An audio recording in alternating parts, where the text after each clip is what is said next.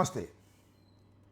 కొన్ని ఆసక్తికరమైన విషయాలు మీ ముందుకు తీసుకొద్దామనే ఉద్దేశంతో నేను ఈరోజు ఈ వీడియో చేస్తున్నాను.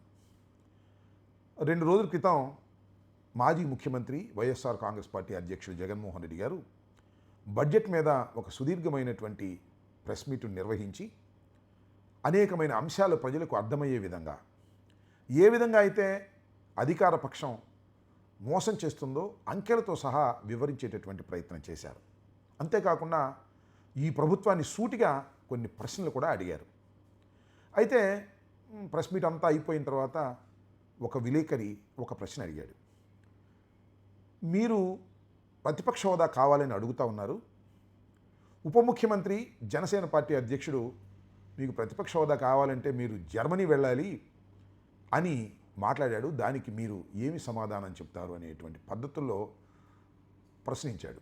దానికి జగన్మోహన్ రెడ్డి గారు ఏమన్నారంటే, అలా అన్నటువంటి వ్యక్తి కార్పొరేటర్కి ఎక్కువ, శాసనసభ్యుడికి తక్కువ, దానికి నేనేమి సమాధానం చెప్తాను అనే పద్ధతుల్లో ఆయన కూడా మాట్లాడారు. ఇది నేపథ్యం. ఒకటేమిటంటే పవన్ కళ్యాణ్ గారు చాలా వ్యంగ్యంగా 5 సంవత్సరాలు ముఖ్యమంత్రిగా పనిచేసినటువంటి జగన్మోహన్ రెడ్డి గారిని, 40% ఓట్ షేర్ను సాధించినటువంటి జగన్మోహన్ రెడ్డి గారిని వెటకారంగా మీరు జర్మనీ వెళితే తప్ప రాదు అనే పద్ధతుల్లో మాట్లాడారు. దానికి జగన్మోహన్ రెడ్డి గారు కూడా వెటకారంగానే సమాధానం చెప్పారు. ఇది ఉన్న నేపథ్యంలో తెల్లారిపాటికి మరి ఈ మాట అన్నందుకు చాలా బాధపడిపోయారు.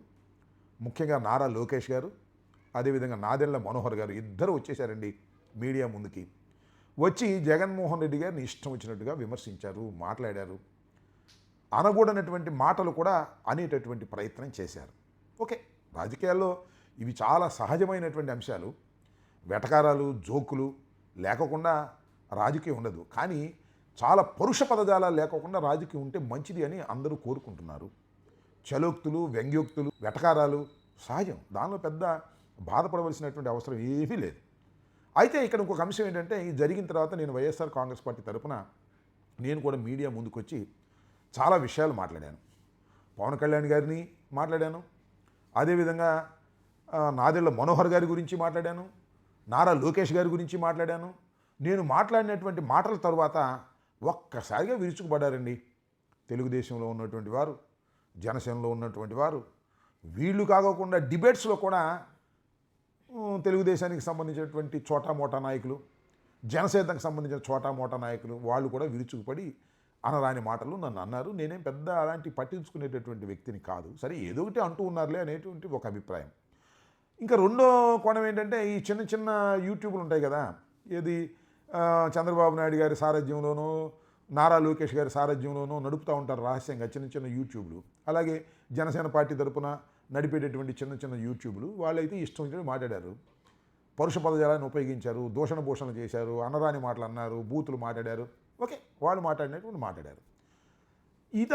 ఒక్కసారిగా అందరూ విరుచుకుపడ్డారు. అలా విరుచుకుపట్టడం పట్ల నాకు కొంత ఆనందం వేసింది. ఎందుకంటే నేను మాట్లాడినటువంటి మాటలు ప్రెస్లో వారికి బాగా గుచ్చుకున్నాయి అని అర్థమైంది. గుచ్చుకోబట్టే కదా ఇంతమంది ఒక్కసారిగా నా మీద దాడి చేసేటటువంటి కార్యక్రమం చేశారు. సహజం ఇది, దాన్ని ఎక్స్పెక్ట్ చేస్తూనే ఉంటాం. ఎందుకంటే మనం ఒక మాటన తర్వాత వారు 10 మాటలు అంటారు. బాగా బాధపడ్డప్పుడు, బాగా వారి గుచ్చుకున్నప్పుడు మనం అనేటువంటి ప్రయత్నం చేస్తారు. దీనితో పాటు ఇంకొక విషయం కూడా ఇక్కడ చెప్పాలి. ఎప్పుడైతే మరి పవన్ కళ్యాణ్ గారి అన్నగారైనటువంటి నాగబాబు గారిని ఎమ్మెల్సీగా తీసుకుంటామని ప్రకటించారో, అప్పుడు నా ట్విట్టర్లో ఒక ట్వీట్ చేశాను. అదేమిటంటే, దొడ్డిదారిని అన్నగారిని మంత్రివర్గంలోకి తీసుకురావడంలో ఘన విజయం సాధించిన తమ్ముడు గారికి శుభాకాంక్షలు అని ఒక వెటకారంగా పెట్టాను. ఎందుకంటే చాలా ఘన విజయం సాధించారు. ఎందుకంటే ఒక్క విషయం ఇక్కడ మీకు నేను చాలా వివరంగా చెప్పాలి. చంద్రబాబు నాయుడు గారు బహుశా 2-3 నెలల క్రితం రిటర్న్గా ఇచ్చారు. కానీ నాగబాబు గారి ఎమ్మెల్సీ మీద చాలా సందిగ్ధత ఏర్పడింది. ఎందుకంటే ఆయన్ని ఏ విధంగానైనా రాష్ట్ర రాజకీయాల్లోకి రానియకూడదని, మంత్రివర్గంలో చేరకూడదని, ఆయన ఏ కార్పొరేషన్ పదవికో పంపించాలి లేదా ఢిల్లీ రాజ్యసభకు పంపించాలనే ప్రయత్నాలు కూడా తెలుగుదేశంలో జరిగినట్టుగా మనకు చాలా క్లియర్గా అర్థమవుతుంది కొద్దిగా ఆలోచిస్తే. ఎందుకంటే ఆంధ్రజ్యోతిలో రాశారు ఆయనకు కార్పొరేషన్ పదవి బ్రహ్మాండమైనది ఇవ్వబోతున్నారని. ఈనాడులో రాశారు ఏమని, ఆయనకి రాజ్యసభ ఇవ్వబోతున్నారు, కేంద్ర రాజకీయాల్లోకి పంపిస్తారు అని.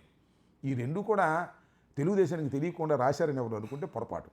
అయితే ఇక్కడ గమనించవలసినటువంటి అంశం ఏంటంటే, చంద్రబాబు నాయుడు గారిని ఒప్పించి రాష్ట్ర మంత్రివర్గంలోకి అన్నగారిని తీసుకురావాలని తాపత్రయపడుతున్నటువంటి తమ్ముడు గారిని కాదని లోకేష్ గారు వర్గీయులు ఏం చేశారంటే ఏదో ఒక విధంగా ఆయన కార్పొరేషను లేకపోతే రాజ్యసభకు పంపించి రాష్ట్ర రాజకీయాల్లో ఆయన్ని కనపడకోకుండా చేయాలనే ప్రయత్నం చేశారు. ఈ రెండు కూడా వాదనలు జరిగిన తర్వాత ఇంక ఇదంతా అనవసరం అని చివరికి చిత్రం ఏంటంటే మీరు గమనించాల్సింది జనరల్గా అందరినీ ఒకసారి ప్రకటిస్తారు. కూటమి ప్రభుత్వం అంతా కూర్చుని భారతీయ జనతా పార్టీ, అదేవిధంగా చంద్రబాబు నాయుడు గారు, అదేవిధంగా పవన్ కళ్యాణ్ గారు కూర్చుని ఈ 5 ఎమ్మెల్సీలు ఎవరెవరికి ఇవ్వాలని చర్చించుకుని 5 ఒకసారి ప్రకటిస్తారు. కానీ కూటమి కూర్చుని ప్రకటించలా. ఖచ్చితంగా పవన్ కళ్యాణ్ గారే అనౌన్స్ చేశాడు, మా అన్నగారే ఎమ్మెల్సీగా పోటీ చేయబోతున్నారు అని. ఈ వార్తలు రాగానే అంటే ఏంటి, దీని వెనకాల ఏదో ఒక రకమైన విషపు ప్రయత్నాలు జరిగినాయి అనేది అందరికీ అర్థమైనటువంటి అంశమే. దీని మీద చాలా గందరగోళం చేశారు. నా ట్వీట్ సుమారుగా 1,50,000 మంది చూశారు, 4,000 మంది లైక్ చేశారు.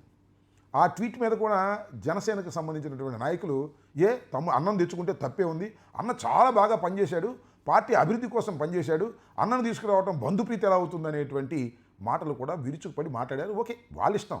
ఎన్ని కాకుండా ఒక విశ్లేషకులు చాలా పెద్దవాడైనా ఆయన ఉంటాయంటే రాంబాబు గారికి ఏం సంబంధం, జనసేన పార్టీ వారు నిర్ణయించుకుంటారు, వారు నిర్ణయించుకుని వాళ్ళ అన్నగారిని తీసుకొచ్చి క్యాబినెట్లో పెట్టుకుంటారు. దీనికి రాంబాబు గారికి ఏం సంబంధం అంటే రాజకీయాల్లో సంబంధం ఏంటి, ఇంకోటి ఏంటి, రాజకీయాల్లో అనేకమైన వ్యాఖ్యలు చేస్తాం. రాష్ట్ర రాజకీయాలతో ఏది జరిగినా సందర్భోచితంగా సంస్కారవంతమైన బూతులు లేనటువంటి వ్యాఖ్యలు చేయటం అనేది సహజం. దానికి ఏమో హద్దులు ఉంటాయో నాకు అర్థం కాలేదు. అలా అంటే ఇప్పుడు జగన్మోహన్ రెడ్డి గారు ప్రధాన ప్రతిపక్ష హోదా ఇవ్వకపోతే నేను అసెంబ్లీకి రాను అన్నాడు. ఎందుకు ఇంతమంది మాట్లాడతారు నాకు అర్థం కాదు. ఆయన ఇష్టం కదా.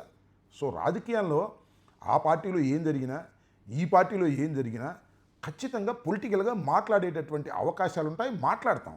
దాన్ని కూడా విశ్లేషకుల పేరుతో ఉన్నటువంటి వారు దాన్ని తప్పుపడుతుంటే ఇంకేం చేస్తారు. అయితే అఫ్కోర్స్ ఆయన ఏదో మాట్లాడాలి కాబట్టి ఆ విశ్లేషకుడు నన్ను తప్పుపడితే బాగుంటుందనే ఉద్దేశంతో తప్పుపట్టినట్టుగా ఉంది.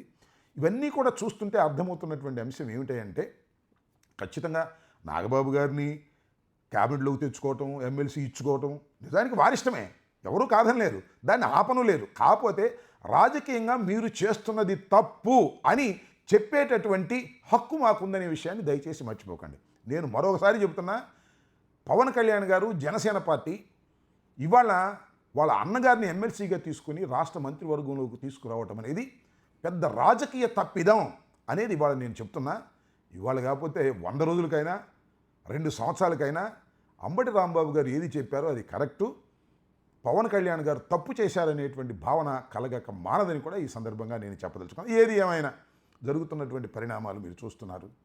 ఏదైనా ఒక అంశం జరిగినప్పుడు రకరకాలుగా కామెంట్స్ వస్తాయి, మాట్లాడుతూ ఉంటాము, వ్యంగ్యాలు మాట్లాడుతూ ఉంటాము, చతురోక్తులు మాట్లాడుతూ ఉంటాము.